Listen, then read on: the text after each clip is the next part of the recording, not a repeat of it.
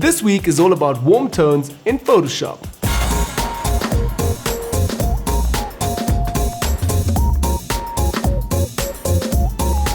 So hey guys, welcome back to a brand new tutorial. My name is Manny and you can find me on Facebook at RetouchPro. In today's tutorial I'm going to teach you guys how to do warm color tones in Photoshop. Now it's a bit of a certain technique that I use in order to get that effect, and also layer up a few different techniques until I'm happy and get kind of a very warm yellowish flary effect.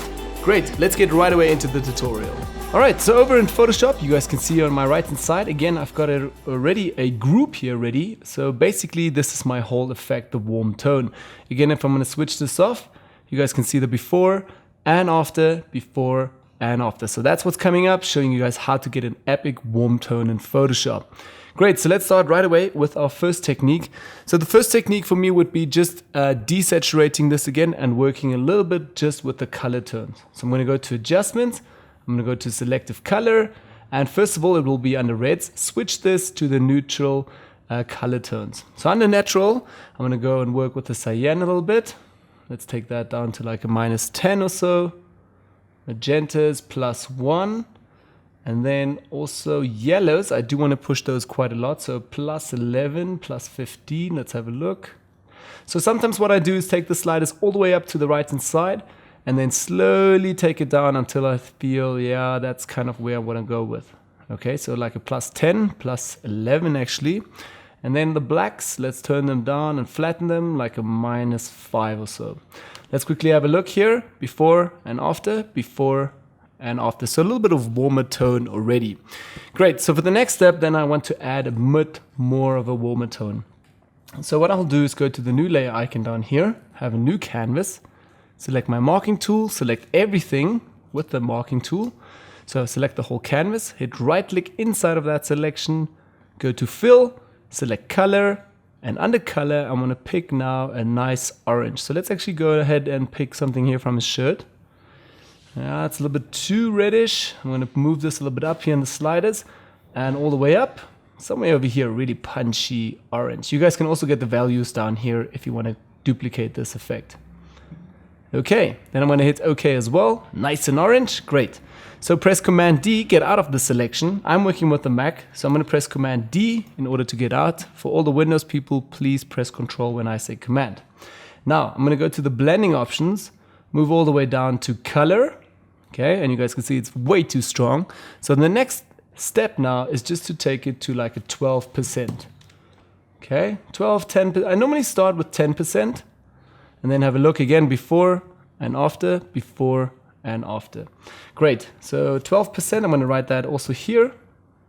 Okay, and now for the next step that I want to do is go back again to the selective color and choose again a new color. So I'm going to go back to adjustments, selective color over here, and again in the neutral tones. Always very important, I mostly work in the neutral tones for that. Now I'm going to go to, with cyan, push it down actually, like a -8, -7. Okay, -8 is good for me. Then magentas, I want to push those also down a little bit, -2. Let's have a look here, before and after. So in between I also go and look before and after. Kind of alright so far. Now for the next step is pushing yellow a little bit and the blacks too. So +3 or 4, I'm going to make this very subtle. +2 and another +2 here just for the black contrast. Before and after, before and after. So just pushing again those orange colors a little bit more.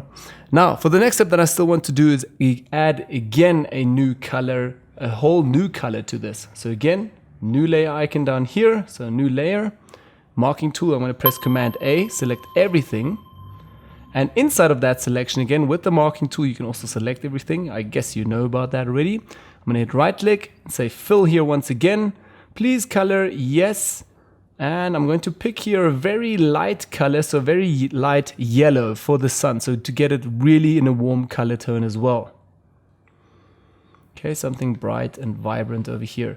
You guys can also get again the values down here if you want to just have a look over here. Okay, I'm going to hit OK on that. OK again, and you guys can see it's a super bright yellow. Press Command D, get out of the selection. And now we have the warm color tones, but I'm not this time going to change my blending options. I'm going to stick with normal, but just switch this to like 10%. just in order to get like a white kind of a flary effect on top of my whole image and a yellow grade. So 10 is nice, but I want to make this a bit stronger. So I'm going to go up to 20% and even a little bit further, 25, 26%. Okay. And going to keep it to 26. So it looks very, very bright and also a lot of yellow. So I think I'm going to add another adjustment layer just with levels right on top, actually with curves. So let's go to adjustments. I'm going to go to the curves adjustment layer over here. And right away, I'm going to hold Alt on the keyboard. So hold Alt and go between the layers until you see the arrow and let that new adjustment layer of the curve clip to the current yellow layer. So click here, it clips. And right away, what I'm going to do now is just push the brightness a little bit. Okay, so push it up and a bit more, yeah, somewhere over here. Great, so it kind of looks like an in-camera white flarish effect. Okay, and that looks all right so far. Now, I still want to push again a bit more the darks there. It looks too flat for me currently. Also remember, you can always now also create a mask on this. Use the brush with B and brush out certain areas that you don't want to be masked that much with that white or yellowish effect. Then you just should take down your opacity from the brush and brush it out a little bit. I don't want to do that right now. I want to show you the effect before I continue. So basically I'm going to hit right click again, say delete layer mask. We don't want a layer on that at all. We're going to continue here with our curves. On top of that, I'm going to first of all add some contrast now. So I'm going to go to adjustments, brightness and contrast. And first of all, tweak my brightness slightly, maybe 1% still, 2. And the contrast really up now, something like 15 to 20%. Okay, something 15. Yep, that's good enough for me. 15, yeah, gives it a nice, really good contrast there. And now I'm going to go and tweak down the yellows a little bit so it looks a bit flattish and warm as well, because I just think the yellow's a little bit too much. So go back to adjustments, go back to hue and saturation adjustment layers. And now I'm going to switch back under the masters. I'm only going to go into the yellows. And now I'm going to tweak them down like maybe -10. Yeah, maybe 19, 20% even. -19. Let's have a look. Before and after, before and after. Obviously, if you want it a bit warmer, then take those sliders here up again a little bit. I'm going to go with like -19. And happy with that. Last step that I'll still do is just add a bit more contrast and flatten that contrast. So let's go to adjustments. Again, curves adjustment layer. And I'm just going to basically take the blacks up. Like one little stop over here, quite flattened. Then as well an anchor point over here. Tweak that down a bit. And you guys can see it gets really dark and grungy. Okay, and take the midpoint slider here and push that up a little bit again. Okay, maybe a little bit more down. Somewhere over here. It's obviously a bit different than the previous time. Okay, let's have a look. Before and after, before and after. And maybe I'm even going to take the opacity slightly down if I don't want so much contrast on this.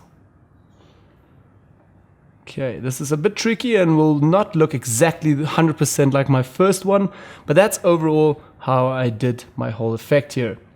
Okay, and it's again gone, so let's try that once more.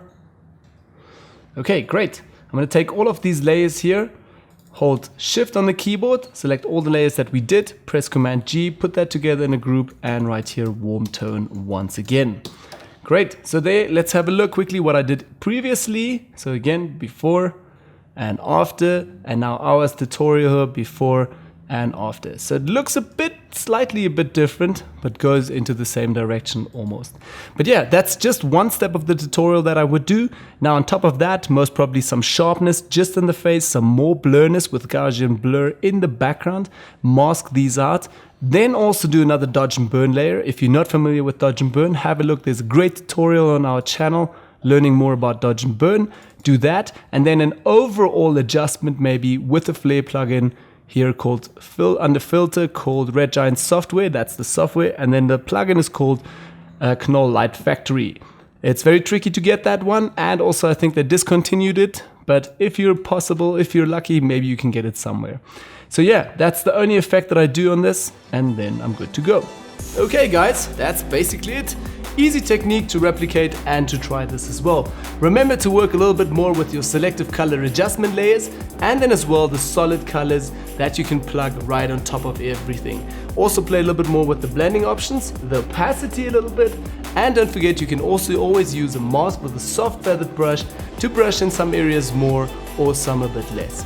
Yeah, that's all guys. If you want to have my working file, head down below, have a look. Here in the description is a link to my website where you can download all of this, the tutorial plus the working file for you at home to practice with. Yeah, thanks again guys for watching. Hit me up with a thumbs up, share with all your buddies who are new with this, and don't forget to subscribe. Thanks again for watching guys, I'll catch you all in the next tutorial. Yeah, and you are still here. That means you are interested in some more videos, right? Yeah. So wait no longer, just click here on the right hand side. We've bundled up something from the past and as well something from the most popular list down here. Yeah, and if you have any suggestions for new tutorials, let me know in the comments down below. Okay guys, see you in the next one.